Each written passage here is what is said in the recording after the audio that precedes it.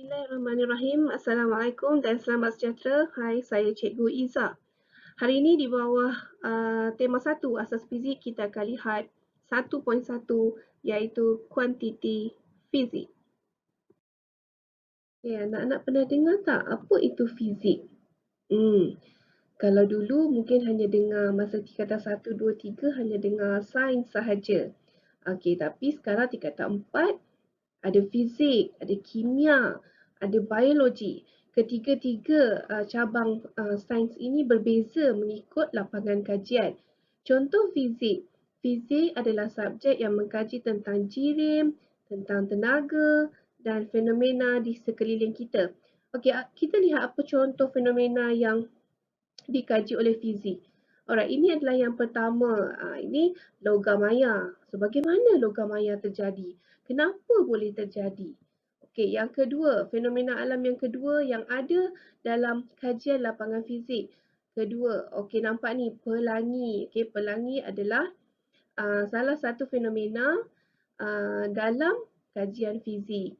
So, kita mesti tertanya-tanya, kenapa ya pelangi nampak lepas hujan?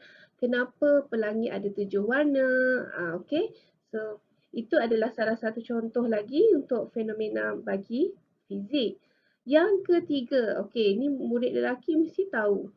Ini adalah gambar enjin dalam kenderaan. Enjin dalam kereta lah. Okey. Kalau enjin, biasanya kita akan gunakan air sebagai ejen penyejuk. Kenapa kita gunakan air? Tak boleh ke kita guna minyak? Dia ada kaitan dengan muatan haba. Okey. So, itu pun adalah dalam lapangan kajian fizik. Okay, apa lagi contoh kajian yang melibatkan fizik? Tenaga nuklear. Okay, pernahkah anda terfikir bagaimanakah negara Jepun boleh menghasilkan tenaga elektrik daripada tenaga nuklear? Adakah Malaysia kita mempunyai tenaga nuklear untuk menghasilkan tenaga elektrik? Maksudnya daripada tenaga nuklear, dia boleh tukar jadi tenaga elektrik. Adakah Malaysia ada tak? Okey. Okey, contoh yang kelima, ni contoh terakhir cikgu bagi. Okey, kita tak payah pergi jauh, kita pergi kat dapur je. Kat dapur, ni contoh untuk orang perempuan yang selalu tolong ibu kat dapur. Selalu kita tumbuk sambal belacan, guna lesung, kan, lesung batu ni. Biasanya kita akan letak satu kain dekat bawah lesung batu. Okey, apa jadi kalau kita tak letak kain? Apa jadi? Itu juga adalah salah satu contoh fizik ya. Okey. Baiklah, tajuk kita hari ini adalah 1.1 iaitu tajuk yang bertajuk kuantiti fizik. Jadi, apa kita nak belajar ni? Kalau pada akhir pembelajaran, pastikan anak-anak semua tahu macam mana, apa itu kuantiti fizik. Kedua, boleh menerangkan dengan contoh kuantiti asas dan kuantiti terbitan. Ketiga, memerihalkan kuantiti terbitan dalam sebutan kuantiti asas dan kuantiti terbitan. So, kita ada 3 objektif untuk pembelajaran pada hari ini. Okey?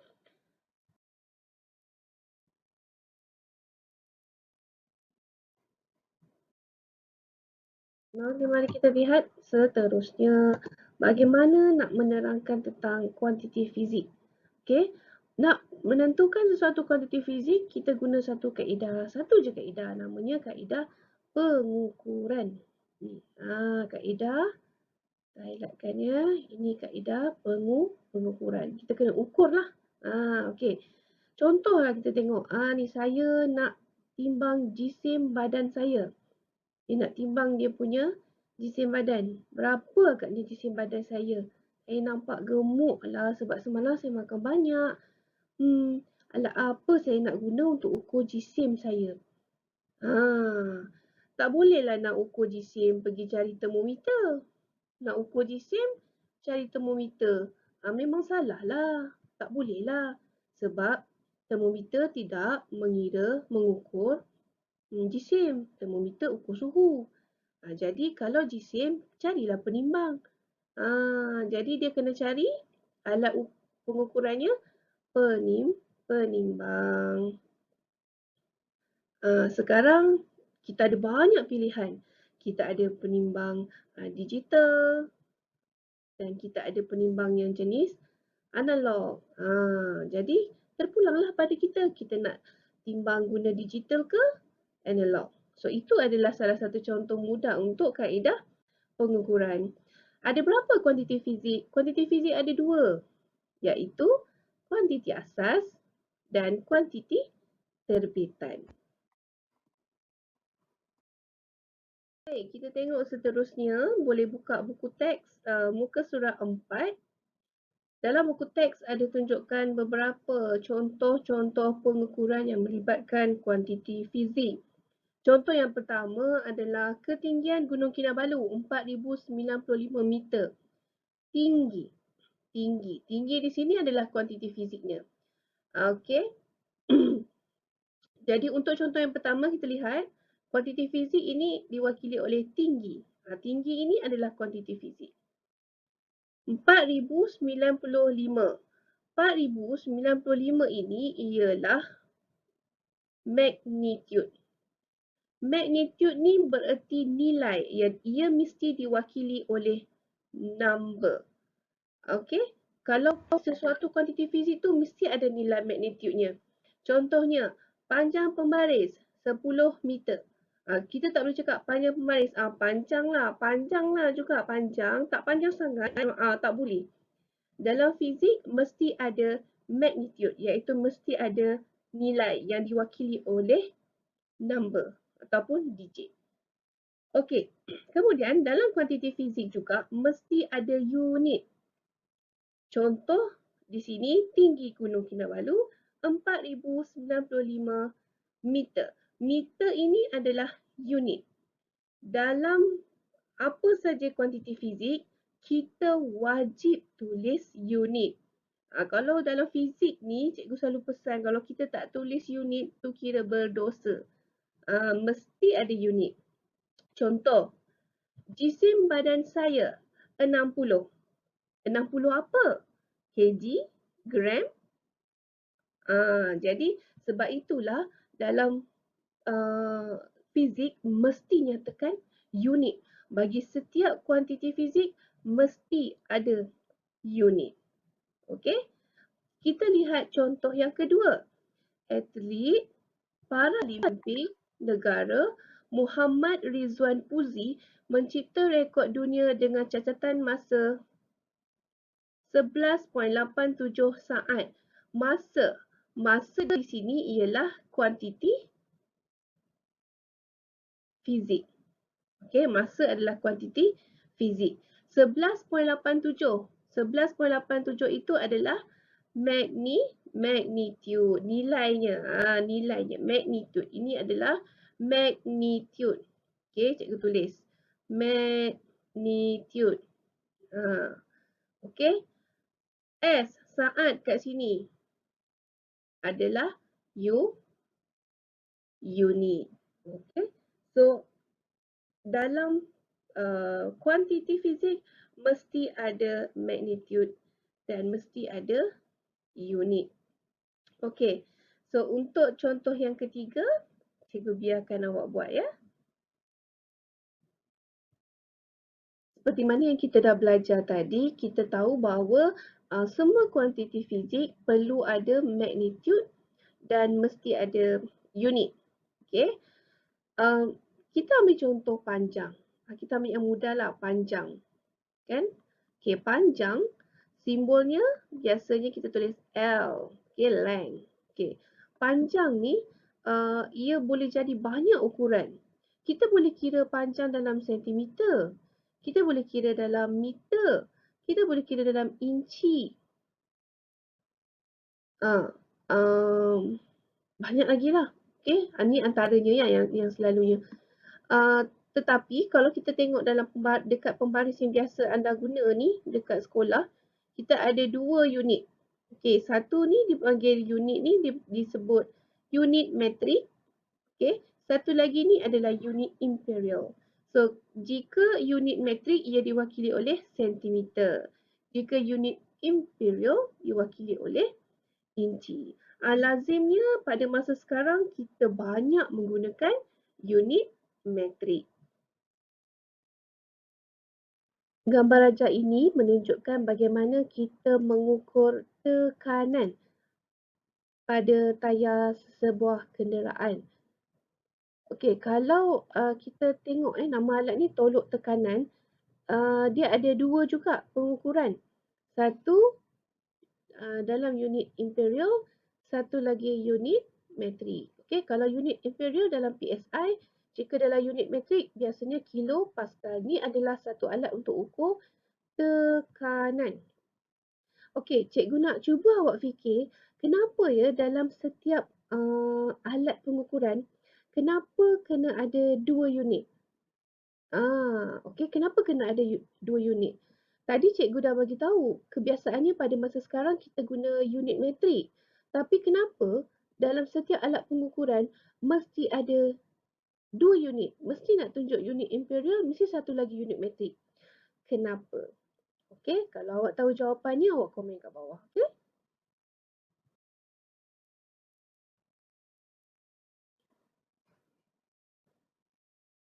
Alright, ni ada satu cerita sejarah lah. Cerita sejarah betapa pentingnya satu alat pengukuran tu untuk mengelakkan daripada kerugian. Ceritanya pada tahun 1999, NASA telah hantar satu satelit ke Marikh. Okey. Tapi satelit tu meletup. Nak jadikan cerita kenapa ia meletup, sebab dia ada macam dua kumpulan.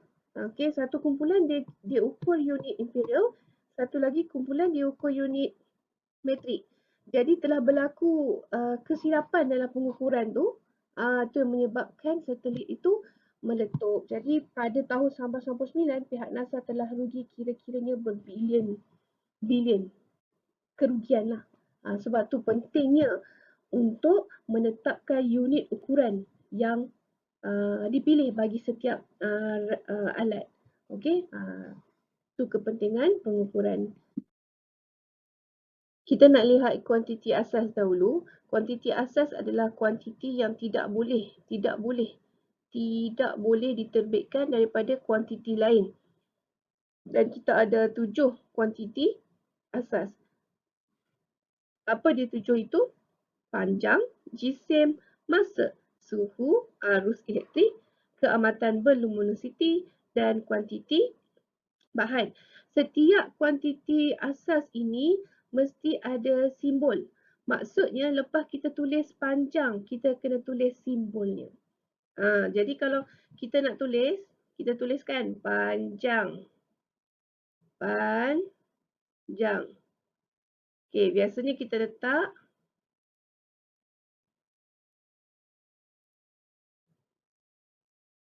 letak koma, lepas tu kita tulis simbol dia, L. Okey. Dan setiap kuantiti asas ni dia ada unit SI. Contoh ya, panjang. Panjang boleh ukur dalam sentimeter, boleh ukur dalam inci, boleh ukur dalam ela, macam-macam lah. Okey. Tapi untuk unit SI kita ambil meter. Bermaksud bagi kuantiti asas hanya ada satu je SI unit. Okey. Jadi kalau panjang kita nak tulis 50 meter. So kita tulis 50. Okey. Ni adalah magnitude-nya, kemudian kita tulis meter. SI unitnya. Meter. Okey. Jisim diwakili oleh M huruf kecil. Kalau M huruf kecil, tulis M huruf kecil. Jangan tulis M huruf besar. Nanti dia jadi maksudnya lain. Okey, satu je. Jisim ni kita boleh ukur dalam macam-macam kan. Kita boleh ukur dalam gram, kita boleh ukur dalam kilogram, kita boleh ukur dalam tan, kita boleh ukur dalam macam-macam. Banyak sangat unit ukuran untuk jisim. Tapi untuk SI unit hanya ada satu, iaitu kilogram sahaja. Simbol bagi unitnya kilogram. Jadi kalau kita nak tulis jisim, kita tulis jisim. Okey. Jisim. Baik. Lari pula dia. Okey, lepas tu kita tulis M huruf kecil.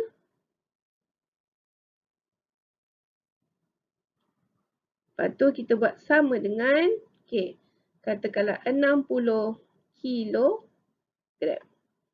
Macam tu. Okey. Kemudian masa. Masa sama juga. Masa boleh jadi macam-macam unit. Saat, hari, jam, minit. Okey. So, masa simbolnya T. Unit SI-nya saat. Okey. Simbolnya S huruf kecil. Keempat, suhu. Suhu mesti T huruf besar. Okey, mesti T huruf besar. Kalau tulis T huruf kecil, salah lah sebab itu mau diwakili oleh masa. Okey, kena T huruf besar. Suhu boleh diukur dalam Celsius, Fahrenheit, Kelvin. Tetapi SI unit bagi suhu hanya ada satu iaitu Kelvin. Dengan cara tulisnya adalah K huruf besar. Arus elektrik simbolnya I. Unit SI-nya adalah ampere. So, simbolnya adalah A. Jadi kalau kita nak tulis, kita tulis arus, I sama dengan 10 A. 10 ampere. Okey, yang yang keenam, keamatan berluminosity, Okey. So dia ada simbol dia kat sini LV. Unitnya candela, simbolnya C huruf kecil, D huruf kecil. Dan akhir sekali kuantiti bahan. Okey, kuantiti bahan ni selalu dalam kita nak ukur jisim bagi bahan kimia. Okey, diwakili oleh N huruf kecil. Unit SI-nya adalah mol dan simbolnya adalah mol. Mol juga ya. Okey.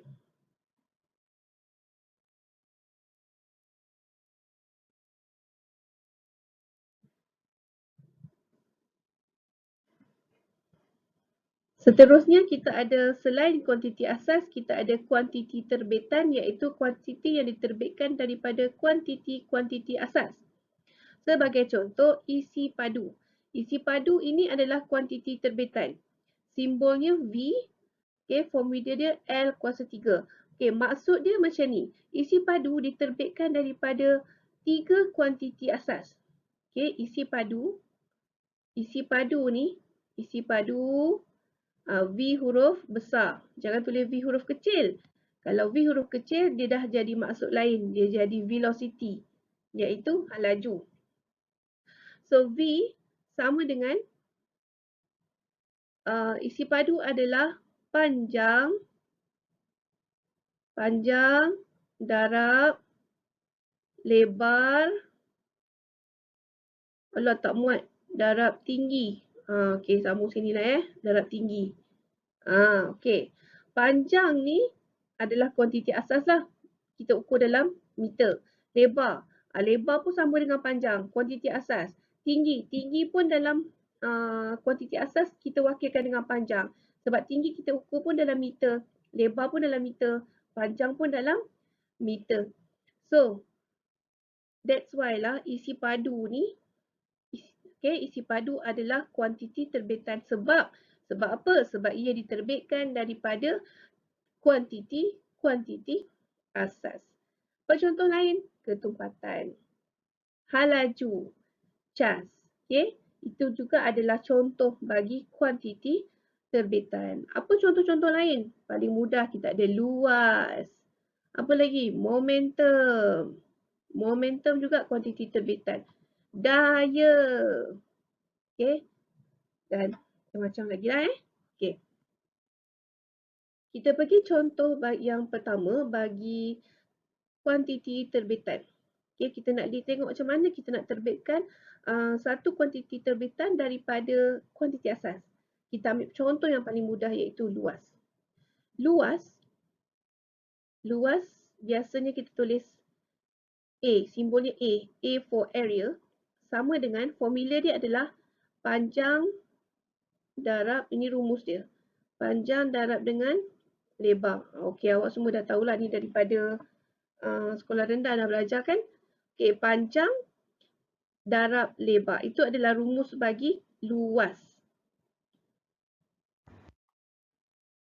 A. A ini diwakili oleh simbol bagi luas.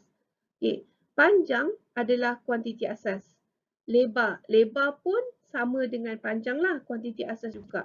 Jadi, hasil daripada panjang darab lebar ni, maka kita dapatlah satu kuantiti terbitan namanya luas. Okay. So panjang, kalau kita nak ukur panjang, kita boleh ukur dalam meter. Ni unit SI lah, dalam meter. Kalau lebar, lebar pun sama, unit SI dalam meter. Maka kita akan dapat M kuasa 2. So, M kuasa 2 ni adalah unit SI bagi luas. Okay, boleh jadi, luas pun boleh jadi juga sentimeter persegi. Tapi ini bukan unit SI. Ia adalah unit bagi luas, tapi ia bukan unit SI. Baiklah, kita dah sampai kepada kesimpulan. So, hari ini kita boleh simpulkan bahawa apa yang kita belajar hari ini, kita hanya belajar tentang kuantiti fizik. Kuantiti fizik, kita boleh, kaedah untuk menentukan suatu kuantiti fizik itu adalah dengan cara pengukuran. Dan kuantiti fizik terbahagi kepada dua. Pertama, kuantiti asas. Kedua, kuantiti terbitan. Diharapkan anak-anak tahu apakah 7 kuantiti asas. Okey, ini 7 ni kena ingat. Okey, nanti cikgu akan bagi tips macam mana nak ingat 7 kuantiti asas bagi kuantiti fizik. Okey, bukan setakat ingat 7 kuantiti asas ini, anda juga